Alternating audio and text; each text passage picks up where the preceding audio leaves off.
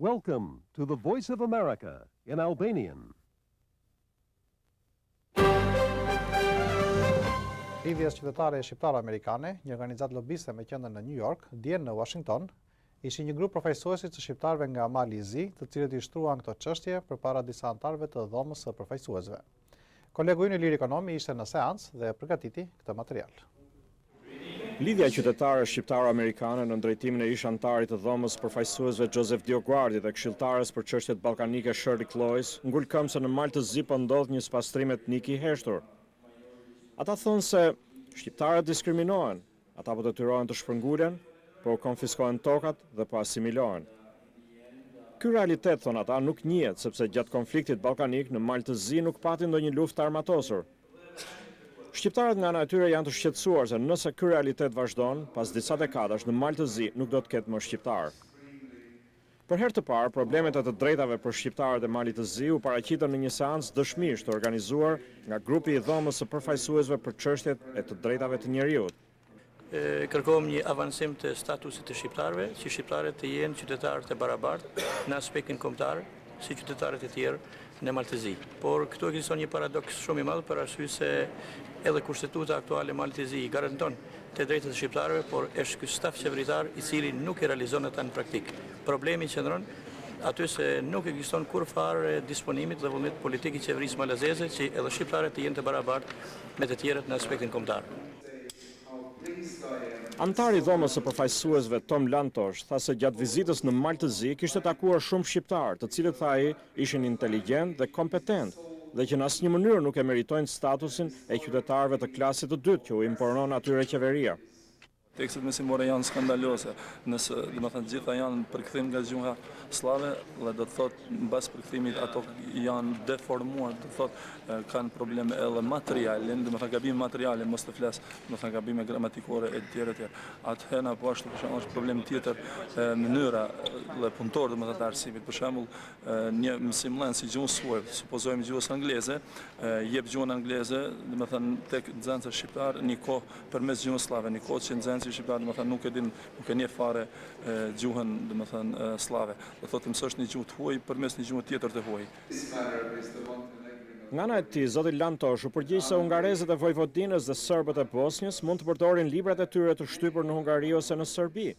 Nuk ka arsye, tha ai, se përse shqiptarët e Malit të Zi të mos kenë libra në gjuhën shqipe të shtypur qoftë në Kosovë apo në Shqipëri.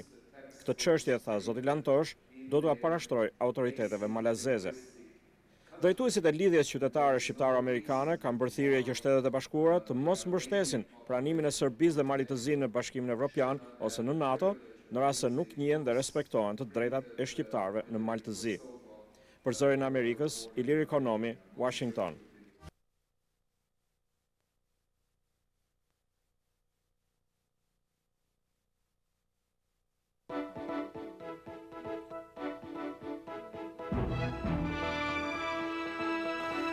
Vetëm pak orë para se presidenti Bush të mbante fjalimin e tij, organizata lobiste Lidhja Qytetare Shqiptaro-Amerikane zhvilloi një takim në një nga sallat e selisë së Kongresit për të diskutuar mbi shqetësimet e kësaj shoqate dhe veçanërisht mbi statusin e Kosovës. Me këtë rast, dy anëtarë me ndikim të Kongresit Amerikan, në një letër drejtuar kolegëve të tyre, u bën thirrje që të bashkohen me ta në përkrahje të projekt rezolutës së paraqitur vitin e kaluar për mbështetjen e pavarësisë së Kosovës. Takimin e ndoqi korrespondenti ynë Astrid Lulushi. Në letrën drejtuar antarëve të Kongresit, kryetari i Komisionit për Marrëdhënie me Jashtë Henry Hyde dhe antari i këtij komisioni Tom Lantosh thonë se arritja e qëndrueshmërisë politike dhe ekonomike në Kosovë dhe Ballkan kërkon më shumë se sa ndihmë rindërtimi. Ajo kërkon zgjidhjen e statusit përfundimtar të Kosovës. Në letër thuhet se është koha që Shtetet e Bashkuara të shpallin përkajën e tyre për pavarësinë e Kosovës, duke u përmbajtur parimeve që ato vetë i kanë njohur se e drejta e vetëvendosjes është e drejtë themelore e të gjithë popujve. Vetëm 2 orë para se presidenti Bush të fillonte fjalimin e tij mbi gjendjen e vendit dhe kur ligjvënësit kishin filluar të mbushnin sallën e Kongresit, drejtori politik i personelit të Komisionit të Kongresit për Marrëdhënie me Jashtë, Bob King, u shkëput për disa minuta nga puna e tij për t'u transmetuar shqiptaro-amerikanëve mesazhin e ligjvënësve Hyde dhe Lantos.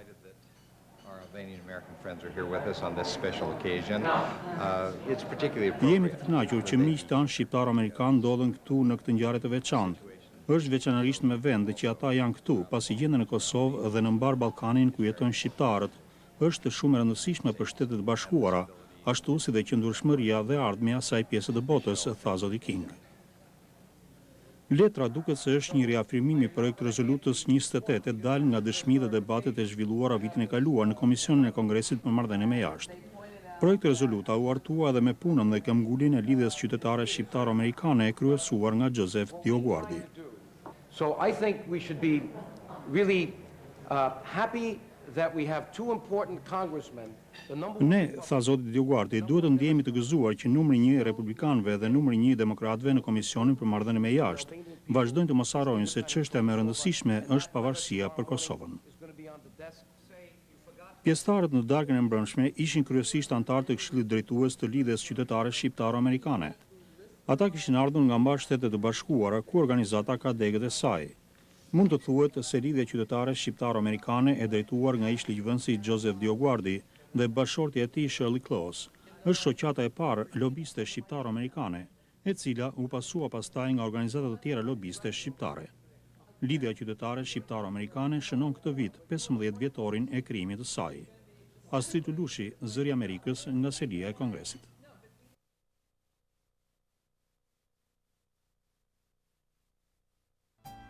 Por, le të ndjekim në fillim kronikën e përgatitur të dielën e kaluar me ish-kongresmenin shqiptar-amerikan gjatë takimit që ai pati në Toronto me komunitetin shqiptar. Të dashur teleshikues, siç u patëm njoftuar në emisionet tona të mëparshme, me ftesë të 4 shoqatave shqiptare që veprojnë në Kanada, asaj shqiptaro-kanadeze, Kosova, Ilirida dhe Klubi i Rinia, erdhi në Toronto për një takim me komunitetin shqiptaro-kanadez, zoti Joseph DioGuardi, ish-kongresmeni shqiptaro-amerikan dhe aktualisht kryetari i Ligës Qytetare Shqiptaro-Amerikane. Ramizalia was pretty smart. He knew that Lantos was the head of the Human Rights Commission, and he knew how bad Albania was. Hello. Ago. From where? No, hi.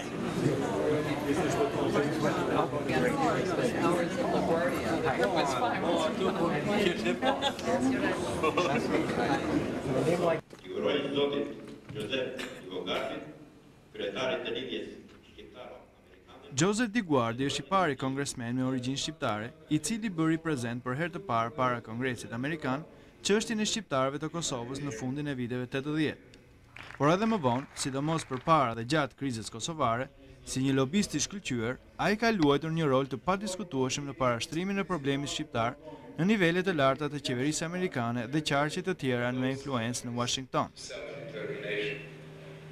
Eventually, however, the same Western governments recognized not only the independence of Slovenia and Croatia, but Bosnia-Herzegovina and Macedonia as well, having discovered that independence for those nations involved not so much a change of borders as a change in the status of existing borders. We are now going to begin the worldwide lobby starting here. Ardhja e DioGuardi në Toronto ishte një hap i ri që ai dhe bashkëshortja e tij Shirley hidhin në fushatën e tyre sensibilizuese për problemin e shqiptarëve të Kosovës, atyre të Maqedonisë, Çamërisë dhe të Malit të Zi. Megjithse kanë kaluar gati 5 vjet që nga çlirimi i Kosovës, sipas DioGuardit, problemi i pavarësisë së saj është lënë pas dore, ose tentohet që të shtyhet sa më shumë nga komuniteti ndërkombëtar dhe sidomos nga administrata aktuale amerikane. Tek mungesa e vullnetit të kësaj të fundit, DioGuardi sheh qartë influencat të grupeve të fuqishme lobiste të kombeve të tjera, të cilat nuk duan kurrësi një Kosovë të pavarur. Why haven't we done it, and at what point are we going to begin? Why is it that we're quick to be there? Nëpërmjet materialeve filmike, prova të ndryshme dokumentare dhe veçanërisht përmes një fjalimi elokuent të një patrioti modern karizmatik, publiku i pranishëm pati rastin të informohet nga afër për çështje të ndryshme të prapaskenave që luan në Washington, ku edhe sipas të gjitha gjasave do të vendoset herët avon fati i pavarësisë së Kosovës. Solution, we can't go back under Serbia. And then in the next press say, oh, well, I hope we're going to be having final status discussions in 2005, 2006. No, this won't work. All of these things don't connect. Ardhja e DioGuardi në Toronto, përveç një takim prezantimi, ishte mbi të gjitha një apel për komunitetin shqiptaro-kanadez që të mbështet Ligën Qytetare Shqiptaro-Amerikane.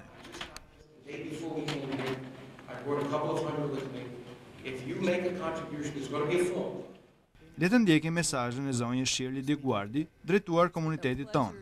For Joe DioGuardi and myself to be in Canada today representing the Albanian American Civic League and working with all of the major Albanian organizations in Toronto. We very much hope that Albanian organizations in every city and town in Canada join with us in what we have begun today, which is launching the international campaign to support the independence of Kosovo now, specifically House Resolution 28 that was introduced by Congressman Henry Hyde and Tom Lantos in the U.S. Congress, and using that material to develop a bill that will be submitted in the Canadian Parliament. We would like to see this message brought to all of the parliaments and to the press in the world.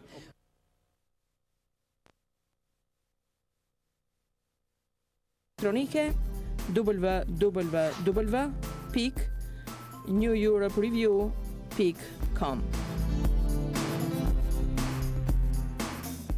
Ish-ligjvënësi republikan nga New Yorku Joseph DioGuardi thotë se shqiptaro-amerikanët duhet I kanalizojnë energjitë e tyre në punën me Kongresin Amerikan, ku siç thot ai ata kanë patur sukses deri tani dhe mos I kanalizojnë fondet në ndonjërin prej fushatave presidenciale. Po, zoti DioGuardi, I cili kryeson lidhjen qytetare shqiptaro-amerikane, I bëri këto komente duke reaguar ndaj një takimi që u zhvillua në New York nga komuniteti shqiptar për të grumbulluar fonde për fushatën presidenciale të kandidatit demokrat John Kerry. Të ndjekim në vazhdim intervistën që zhvilloi me zotin DioGuardi, kolegu Ilir Ekonomi. Zoti DioGuardi, ju keni qenë ligjvënës republikan. Si lobist që punoni për çështjet shqiptare, si mendoni ose si keni në plan të kanalizoni energjitë e shqiptaro-amerikanëve gjatë fushatës presidenciale? Unë jam aktualisht kryetar I lidhjes qytetare shqiptaro-amerikane, një organizatë lobiste e cila nuk është në prirje partijake. Tani për tani nuk mendoj se ne duhet të kanalizojmë energjitë dhe fondet e çmuara të shqiptar-amerikanëve në ndonjërin prej fushatave presidenciale. Në Kosovë koha nuk pret dhe ne nuk mund të presim derisa presidenti, cili do që të jetë vitin tjetër, të fillojë të merret me çështjet e mpreta ekonomike dhe të sigurisë me të cilat përballet Kosova sot, ku 70% e popullatës është I papunë. Pikpamja ime dhe këshillit të lidhjes qytetare shqiptar-amerikane është se ne duhet të bëjmë atë që kemi bërë në të kaluarën. Duhet të punojmë në ato aspekte ku kemi patur sukses dhe konkretisht në Kongresin Amerikan. Na duhet të punojmë si me republikanët, ashtu dhe me demokratët në Kongres për të nxitur departamentin e shtetit për të ndryshuar politikën amerikane në Ballkan, sidomos për Kosovën. Ne kemi bërë këtë për 15 vjet. Kemi punuar me lobin hebraik, duke I shtyrë demokratët dhe republikanët si senatorët e Joseph Biden dhe Joseph Lieberman, apo antarët e Kongresit Tom Lantos, Benjamin Gilman, Dana Rohrabacher dhe Henry Hyde. Ne patëm sukses kur I bëm thirrje presidentit Clinton për të bombarduar forcat e regjimit të Slobodan Miloševićit. Pra ne kuptojmë se cilat janë ato gjëra që kanë sukses. Ne nuk jemi një komunitet I madh këtu në Amerikë, prandaj duhet ta përqendrojmë mirë strategjinë tonë. Lidhja qytetare shqiptaro-amerikane po punon me forcë për të garantuar se pavarësia për Kosovën do të jetë çështja e parë në rënd të ditës. Këtë po bëjmë me anë të një rezolute të paraqitur në Kongresin Amerikan, si dhe përmes faqes son në internet. Zoti DioGuardi, presidenti që do të vinë në Shtëpinë e Bardhë do të ketë një detyrë mjaft të rëndësishme përpara tij. Çështjen e statusit Kosovës. Në vitin 2005, komuniteti ndërkombëtar ka premtuar se do të rishikojë standardet për Kosovën për të filluar diskutimet rreth statusit. Si po e shfrytëzoni ju këtë rast? E kam bërë të qartë në shumë raste se ne nuk mund të presim deri në vitin 2005. Unë e di se çfarë dëshiron Departamenti I Shtetit dhe se çfarë mendon Bashkimi Evropian në ndikimin e Francës, Greqisë dhe Rusisë. Por ne duhet të tregojmë më të zgjuar.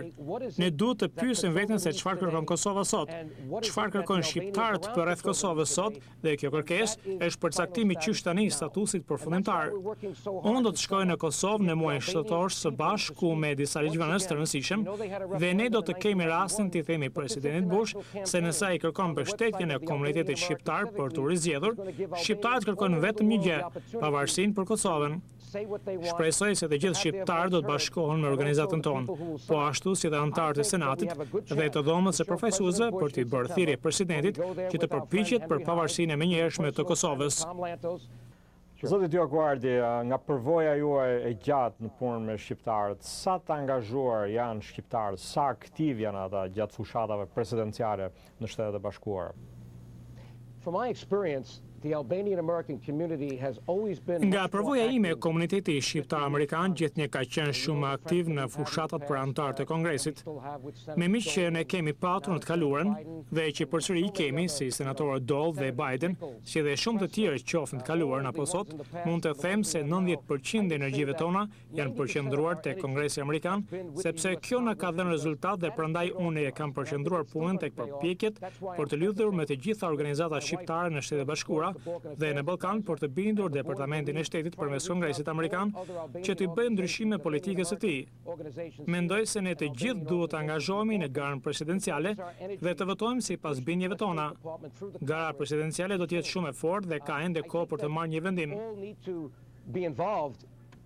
Zoti DioGuardi, ju faleminderit.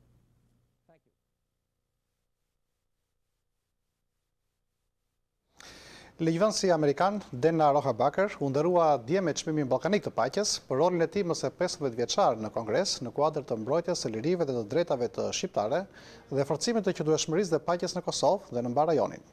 Çmimi ballkanik i paqes jepet çdo vit nga Lidhja Qytetare Shqiptaro-Amerikane, një organizatë lobiste e drejtuar nga ish ligjvënësi amerikan Joseph DioGuardi dhe bashkëshortja e tij Shirley Cloyes. Kolegu ynë Astrid Lulushi na sjell si të tjera.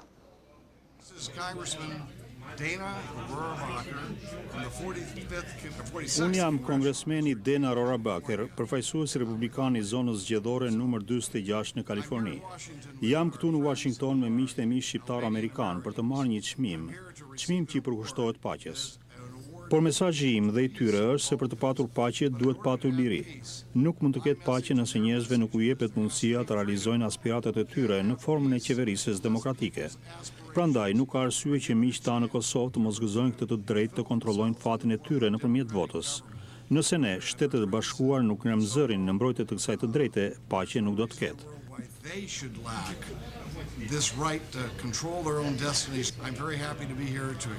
Unë jam shumë i lumtur që marr këtë çmim nga miqtë tanë shqiptar-amerikan, njerëz që kanë në zemër dashurinë për liri dhe drejtësi.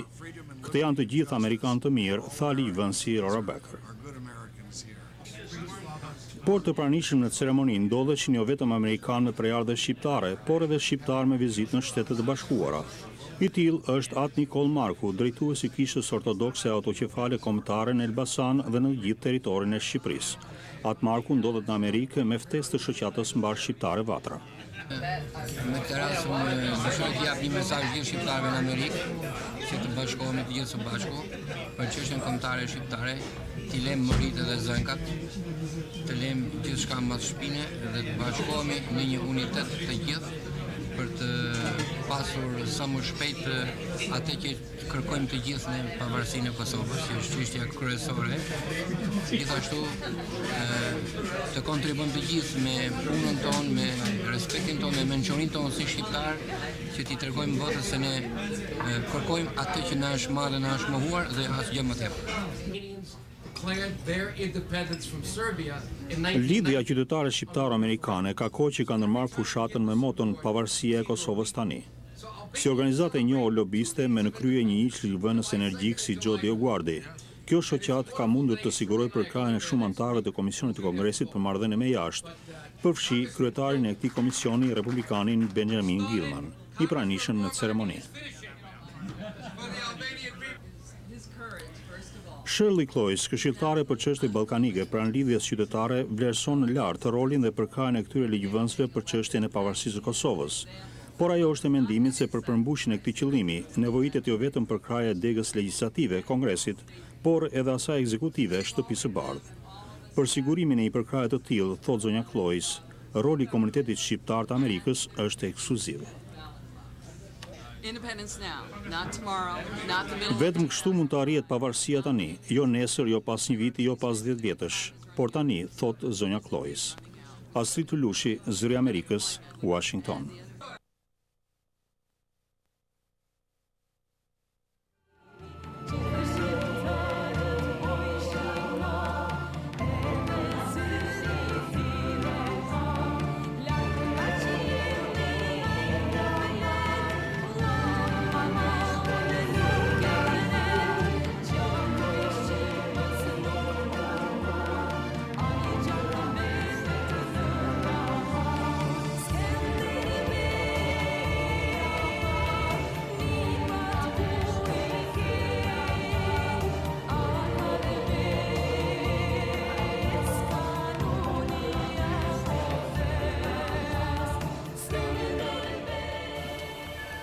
Now I invite to the podium former Congressman and President of Albanian American Civic League, Joseph DioGuardi.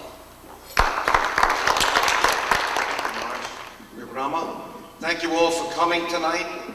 I know how difficult it is to leave your families. The weather is getting good. Marish had a little dinner at the restaurant last night for those who could not be here tonight, and many were very generous and are supporting our league, but they couldn't be with us. But you're here, and what a wonderful thing to hear a great artist like Javad Lamani. I hate to bring you from the heights of the great Albanian Shpirti Zemra of Javad Lamani now to see Mr. Milosevic. But reality is to see the best and to see the worst. But as far as I'm concerned, they're both saying nice things about me. How could that be? That your best friends and your worst enemies say good things about you. In this case, we were lucky because Mr. Milosevic was trying to save his skin. The first day he's at The Hague, he says to the judge, and thank God there was an Albanian in Croatia, Anton Kaczynari, who was there with the tape running because he's calling me. He says, Joe, you wouldn't believe it, what I'm hearing. Milosevic is saying about you and your league, that you put him in The Hague. And that's why he was saying it. He was trying to blame our league for bringing the Albanian people to Washington, and that's why he was in The Hague, because we brought Albanian separatists to Washington to expose what he was doing. So to try to save himself, he told the truth about what is going on in Washington with the Albanian national cause. This tape now is on in Macedonia, Montenegro, Albania. We sent it all over the world. In a couple of weeks it will go on the internet because it starts off with Milosevic saying who he thought did the job in Washington for the Albanian people, and then it has my appeal, the appeal that Shirley is the architect of, to bring a petition to Washington from Albanians all over the world for their independence. In effect, a worldwide referendum to be signed, hopefully by 1 million people by the end of this summer, and then Tom Lantos and Henry Hyde have arranged to deliver this to President Bush. We don't know who's going to be the president after January. We have to work with the president that's there now, no matter what you think about him. We have to get our independence this year. We can't wait till 2005. And it's got to be this president. Whoever is president, even if it's Bush or Kerry in January, Kosovo will not come up for 2 or 3 years with all the problems that are in the world. Think strategically. That's what we're doing. That's why Shirley and I and our league will work day and night now for the independence of Kosovo, to pass that resolution, to get 1 million signatures, to go to the White House, to impress upon the Bush administration that he has to give his only true friends in the Balkans, the Albanian people, who on 9/11 were crying with candlelight vigils, with posters, with prayers, while the Greeks were dancing in the street with joy in Athens. The Macedonian Slavs were dancing with joy in Shkup, and we know the Montenegrins were doing the same thing. We have to remind President Bush and our government that his only true friends in the Balkans are the Albanian people. With that, who is running the tape here now? You should have been ready to go because we have to, I want to show you some things because it's important for you to see with your eyes what our league does. They say a picture is worth 1,000 words. A video has to be worth 1,000,000 words. And I brought 3 videos, not too long. I'm going to play now 3 minutes. Milosevic and DioGuardi making the case for independence. This is the tape that's going, if you haven't seen it already, we'll give you copies of this tape. We made many, many of them. Then you're going to see Congressman Lantos in a full committee, May 21st of last year, making his case for the independence of Kosovo. The tape is over an hour. The hearing was over 3 hours, but we're going to show you 5 minutes to show the passion of this Hungarian Jewish American. Where's the speaker? Where's the speaker? So we can put that.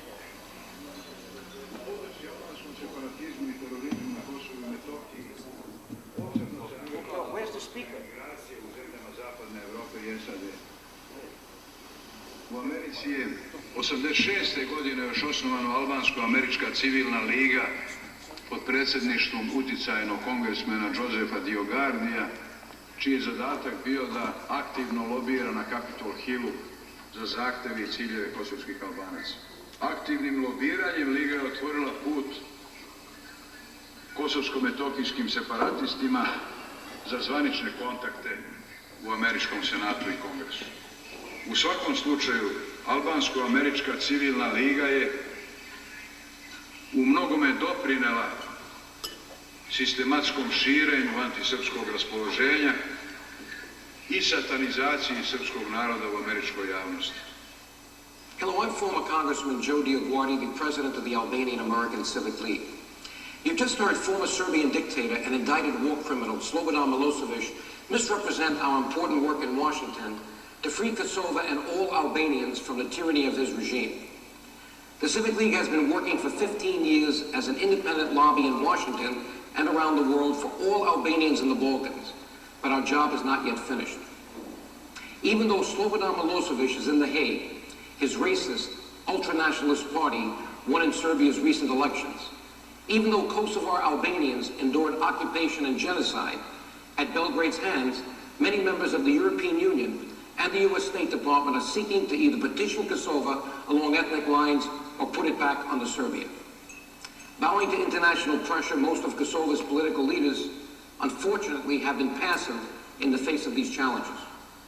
At the urging of the Albanian American Civic League, the leaders of foreign policy in the U.S. House of Representatives, Congressman Henry Hyde and Tom Lantos, have taken an important step to ensure that Kosovo and the Balkans become free, safe, democratic, and prosperous.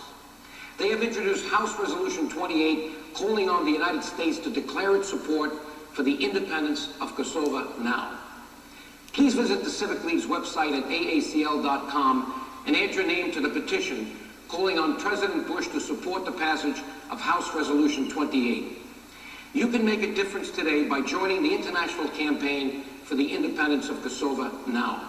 The future of Kosovo is in your hands.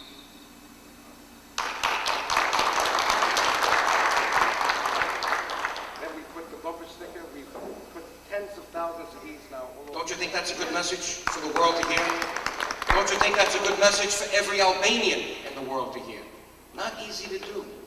You know, when you get to the Balkans, not only do you have problems with whose party are you dealing with, then you have to figure out which party owns this TV station, which party owns this newspaper. So some say, oh, I'm not going to play this. In America, the newspapers give the story, and then if you don't like it, you send in your editorial and you disagree, but you see both sides.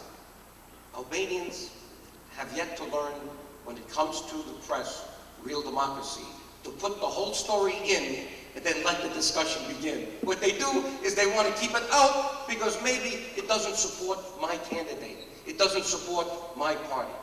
How are you going to build a nation of 7 million people in the Balkans, 15 million people in the world, if you can't have a free discussion of ideas?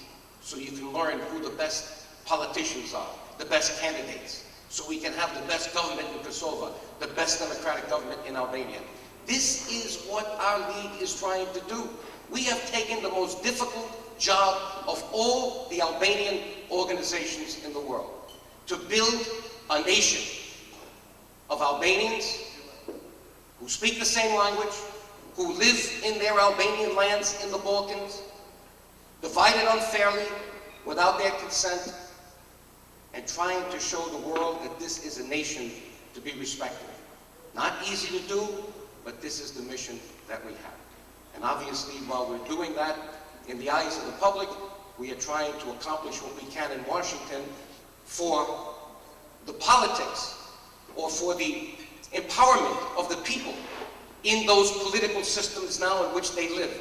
Because unfortunately, there are 7 million Albanians, but 2 million live in Kosovo, 3.5 million live in Albania, 100,000 live in Preševa, another 100,000 around live in Montenegro, 800,000 to 1 million living in Macedonia, and we don't know how many are in Greece. Could be 1 million with the Arfanitis and the Chams.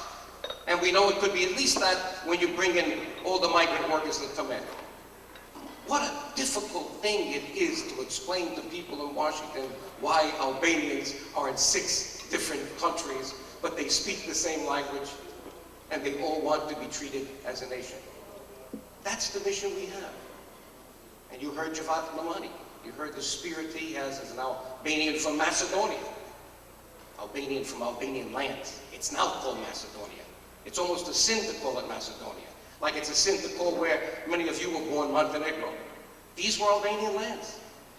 But unfortunately, Albanian politicians were not strong enough 50 years ago, 100 years ago. They were strong to fight for freedom, but they didn't see what was going on around the tables in Europe, where the politics was being played. And by the time they woke up, they lost half their state to a place called Yugoslavia when it was formed in 1991, and we've been fighting that battle ever since. So, this now will go on the internet. We now have over 10,000 signatures. We just started this in the last month on our website. And 10,000 people from around the world. If you go on, you'll see what country they're from, and you'll see where the signatures are coming from. Almost half are coming from the United States, and a lot are coming from, I guess, a quarter from Kosovo. But then you'll see South Africa, Australia, Kenya. We have Albanians all over the world signing on. And what's beautiful about it is, now we can get power we never had before, because when they sign on, guess what? We got their email. We're going to end up with hundreds of thousands of emails. And we'll be able to now send information to these Albanians who are signing on. But to sign on, they have to see our website. Not easy to get them to see the website, but this is why this ad has to be played everywhere to do that. So, we're in the new age, the information age. Skanderbeg, he needed to fight with the sword. Adam Jashari, he needed to fight with a gun. We don't need that anymore. You may need a gun to defend yourself. I've always said, nobody should walk into your house as they did in Prikaz, as they did in Kosovo in 1999, to kill the families without you being able to defend yourself and have your gun. I told that to the people in Shafa when I was there last summer. But this, for us, is the new sword. The new Sparta is the pen, the mouth, the computer. This is where we have to win the battle for independence and the battle to restore the Albanian nation of 7 million people in the Balkans. Now let me show you the friends we have, because it's not enough to have Albanians saying this. You need to have other respected people saying it, like Tom Lantos. And in particular, you need Jewish Americans saying it. Why?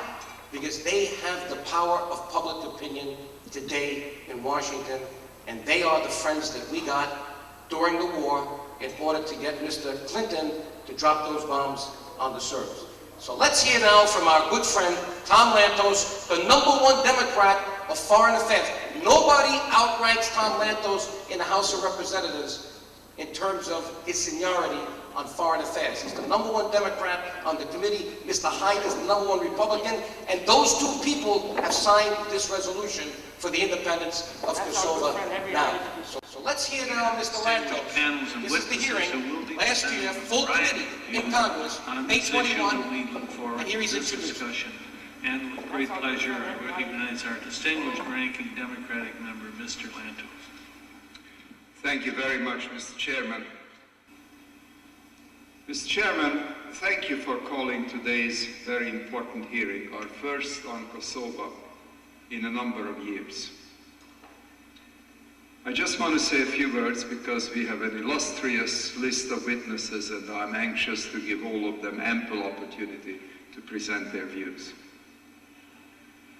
It was 13 years ago, Mr. Chairman, that my wife and I traveled to Pristina, where we were greeted by tens of thousands of Kosovars in the center of the city as we focused attention on serious human rights violations. We went on to visit Albania, where we were the first official United States delegation to visit that country since the end of the Second World War in 1945. Mr. Chairman, you and I are the authors of House Resolution 28, along with 14 of our colleagues. Our resolution expresses the sense of the House that the United States should declare its support for the independence of Kosovo. I am convinced that the only way to address the problem of the political, economic, and social instability that plagues the Balkans is to resolve the issue of Kosovo's final status without further delay.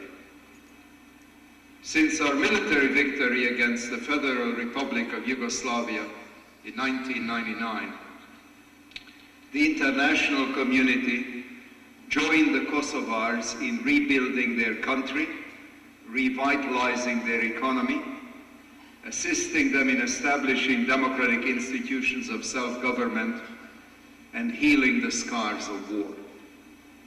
However, progress in Kosovo, currently a United Nations protectorate, is being held up by its inability to determine its own fate. Under Slobodan Milosevic, the Yugoslav government dismantled Kosovo's political structures, replaced ethnic Albanians with Serbs in most good jobs, enabled Serb-owned firms to take over Albanian-owned companies, and forbade Albanians from purchasing or improving property in their own land. I've traveled to Kosovo on numerous times and personally witnessed that travesty. As a result of the systematic persecution and discrimination against ethnic Albanians by the Milosevic government, today the unemployment rate in Kosovo is still over 60%, increasing the likelihood that Kosovars, 50% of whom are under the age of 25, must find employment abroad or engage in other activities in order to survive. The perpetuation of these economic difficulties heightens the potential for continued instability in the region, and it is detrimental to all national interests in the Balkans. Achieving genuine long-term political and economic stability in Kosovo and in the Balkans requires much more than reconstruction assistance. It demands the resolution of the final status of the area, and that means independence for the Kosovars. Under the Yugoslav Constitution of 1974, Kosovo was equivalent in most ways to Slovenia, Croatia, and the other republics of the former Yugoslavia. As an autonomous province, Kosovo in practice exercised the same powers as a republic. It had its own parliament, it had its own high courts, it had its own central bank, police service, and defense force. Through its definition in 1968 as a part of the Yugoslav federal system, it gained representation at the federal level.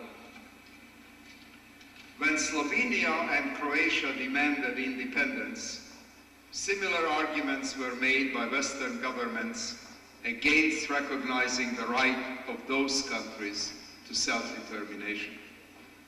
Eventually, however, the same Western governments recognized not only the independence of Slovenia and Croatia, but Bosnia-Herzegovina and Macedonia as well, having discovered that independence for those nations involved not so much a change of borders as a change in the status of existing borders.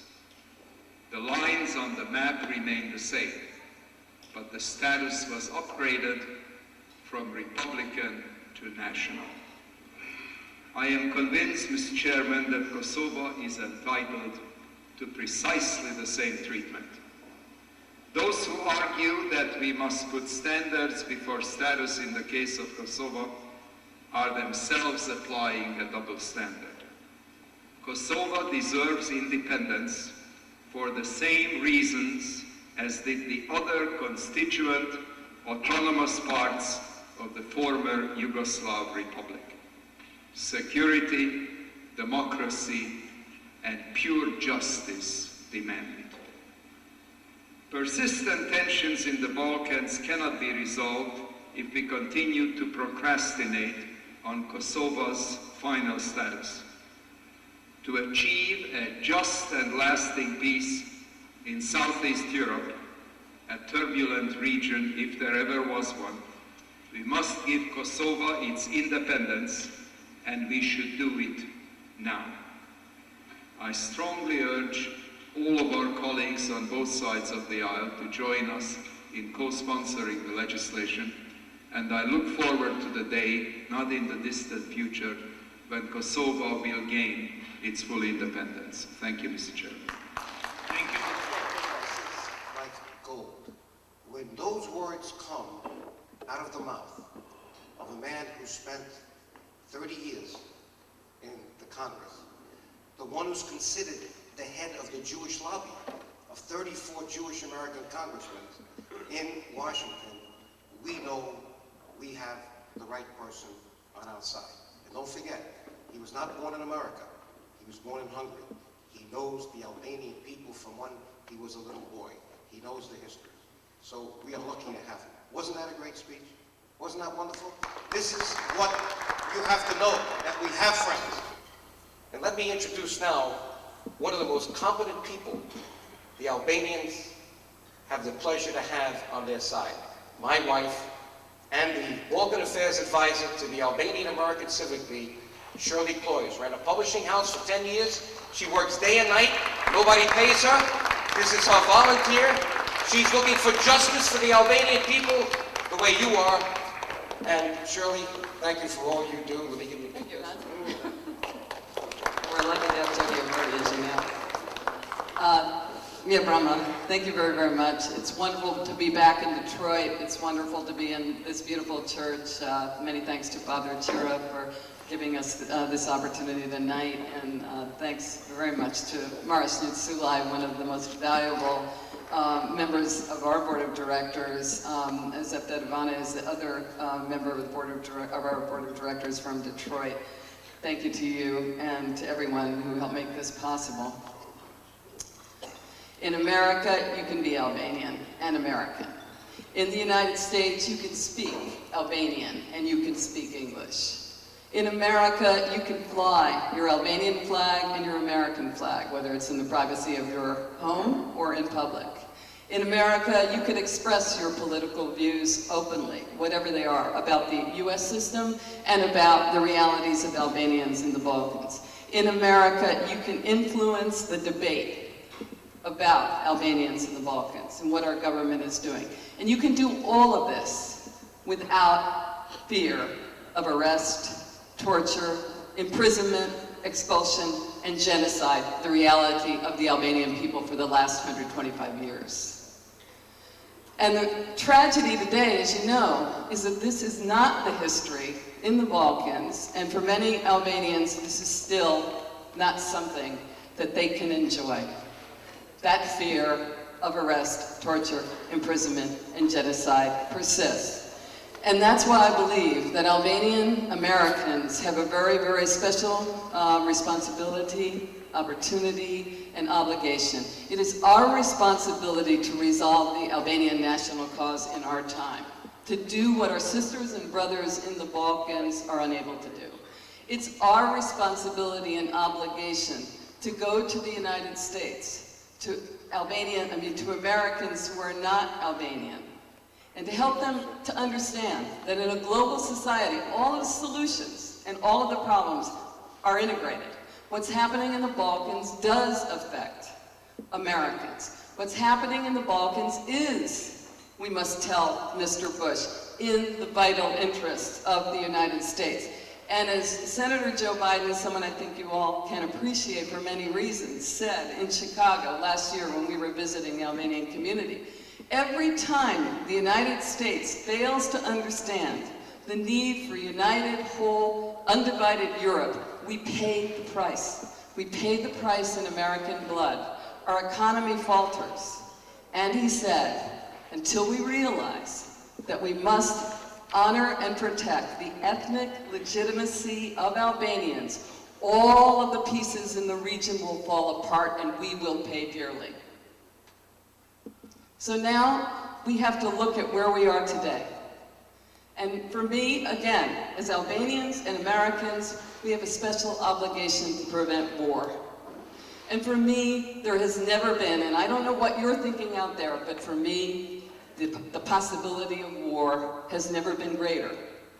And one of the reasons that possibility has never been greater is something that we have failed to do. If it were not for Učica, Kosovo would not be free today, at least to the extent that it is. But if we don't carry on the next phase of the war, which has always been the real war, and this is what we're not doing now, Albanians will go back into the backwater of history. The real battlefield is not on the ground, as Joe said before. It's information. The real battlefield is in the press and the parliaments of the world. We have to remember, and I hope we all have a very long memory. We're going to need it. We have to remember that it was only for a short period of time, in 1998, when Milosevic attacked Granica and went across raping and pillaging and murdering Kosovo in 1998 and 1999, for that short period of time when the world saw Albanians being put on trains in cattle cars and sent to Blace and other camps. For a short period of time when Albanians were being murdered before the eyes of the world, the 125-year reality of the Albanian fight against genocide came into the spotlight and to the fore, and people for a brief period of time understood. But I'm sorry, I'm afraid we're back now to where we were a long time ago in 1913. Albanians once again at the mercy of the so-called great powers, not just the Serbs and the Greeks and the Russians, but Western Europe and even in the United States. And if we don't act now, in my opinion, Albanian reality and our brothers and the sisters in the Balkans will go back into the backwater of history for another 125 years. And we will have lost the cause forever. And if we do, yes, America and Europe, you will pay dearly. So now, let's look at, I think, if we're going to go forward and we're going to act, we have to understand something about where we've come from and what's going on and who the actors are. So let's start with the United States. Who are our actors now? We have the United States, we have Western Europe, we have our Albanian politicians, and we have the diaspora. Let's start with our wonderful government. It's tragic. We have a State Department, it doesn't matter what administration, with only a few people who were exceptions, and I think the only exception I'll make in this last period is Madeleine Albright. We have a State Department consistently tied to Belgrade. And we start with Baker and Eagleberger and Scowcroft. These are just the first actors on the stage, and then Holbrooke. And all of them have been governed in their actions by a Belgrade-centered mentality. So what did that mean in the beginning, at the start of the wars in the Balkans with Milosevic? We had Mr. Baker saying we have no dog in this fight. And at the same time, we had Mr. Baker saying, oh, but wait a minute, Yugoslavia has to stay together at all costs. Oh, Yugoslavia is a sovereign territory. We can't touch the territory of Yugoslavia. And we see the same unbroken pattern. We have Eagleberger, who spent years in Belgrade and made lots of money off Yugo cars and other business interests. We had Eagleberger, Baker, and Scowcroft working with Mr. Milosevic in the banking industry. So this is our history in America. We have to go back and look at that, and we have to come to grips with the fact that the State Department has never been the ally of Albanians. Again, there were good people in the State Department, and they need to be acknowledged. We have some people, we have 5 people, in fact, in the State Department who resigned because of the concealed concentration camps in Bosnia. But we have to understand our system in America. Fortunately, there's always a silver lining in every problem, I say. We have a Congress, we have a system of checks and balance, and we have members of Congress willing to stand up and oppose our State Department, our administration's policies, and you saw one of those very important people tonight on the screen, Tom Lantos. Now, isn't it interesting? Let's look for a second, very briefly, at what our State Department policies have brought us to from the time Milosevic started his wars of aggression for 10 years to today. What do we have now? Let's look at their handiwork. Let's ask them, have their policies succeeded? Do we have a better reality? No. What do we have? We have Serbia, a quasi-mafia state, selling weapons to Iraq, with war criminals as much a part of the government and organized crime as the ruling establishment. We have Serbia that's failed to come to grips with what it's done over the last 10 years. And we have a government that's failed to ask Serbia to denazify and reform. We have Montenegro that we pushed, to stay together with Serbia. And we know what the reality of Albanians are there, and we know it's a very weak state. We have Macedonia. Has the Ohrid Agreement worked? Has it? I mean, I haven't seen massive progress. Have you seen massive progress in Macedonia? I haven't. I've heard the illusion of progress. I've heard that we passed a lot of laws, but I haven't, there's been no implementation that really matters. We have Kosovo. We have 70% unemployment, no access to World Bank loans and lending and anything that would help put Kosovo on the track that it definitely wants to take. We're nearing the point where we might see real deprivation. The diaspora can't hold it forever. We have a very, very bad picture here. And we have Western Europe divided, not willing to do the right thing. And why? Because everything that's happened here has been predicated on one idea after the war, which is we should have, as you all know here, we should have granted Kosovo its sovereignty. We should have told Serbia to go packing, and we should have integrated Kosovo into the Balkans with the condition that respect for minority rights happen. But we didn't do that, and we're delaying it indefinitely, and we're using standards before status as an excuse not to do anything. Now let's go to Western Europe in this story, together with the United States, and the reality that we face because Kosovo's independence isn't being recognized. And that is, I guess this is the hardest part for me. In post-war Kosovo, I don't know how you feel about this, but I feel strongly. The worst reality is that the United States and Europe, with the help of Serbia and Greece, have created a false parity in the eyes of the world between state-sponsored terrorism in Serbia and the Kosovo Liberation Army. And today we have the strongest effort to criminalize the Kosovo Liberation Army on the one hand, and we have one of the largest anti-Albanian propaganda machines operating that I've seen since war's end. And these two things are about to come together when we have the trials of Limaj Musliu and Vala in The Hague, which are coming up. So now the question is, what are we going to do? I'm very concerned that for the first time in the diaspora we have people who are willing to sit by and collaborate with the very forces in our government that do not support the independence of Kosovo now. I'm very concerned that we have House Resolution 28, and this is, the first and only legitimate vehicle or legitimate piece of legislation that we can use to our advantage, and we have people in our community that don't want to support it. I think we have to look at the fact and ask ourselves, why is it that every time we have a call for weapons, people can't rush fast enough to knock each other over to get up and support that effort?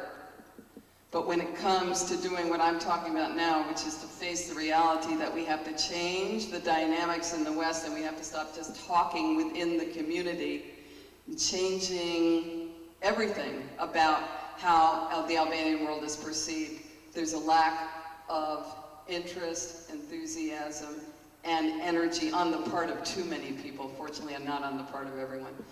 I think we have to think about these things, and I just want to go back to when you look at the history of the Civic League, please don't take it for granted. Arvin Jafari said a few years ago that the Civic League was the beginning of the diplomatic effort in the 21st century, or the late 20th century, I should say, on behalf of the Albanian national cause.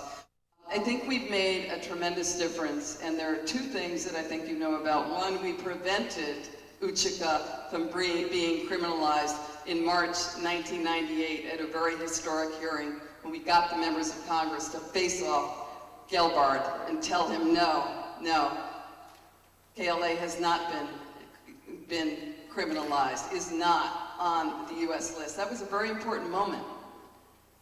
We were close to being in a position where none of the weapons would have gone through, and at that point the weapons were necessary. They were necessary to defend the Albanian people. Civic League is responsible for that.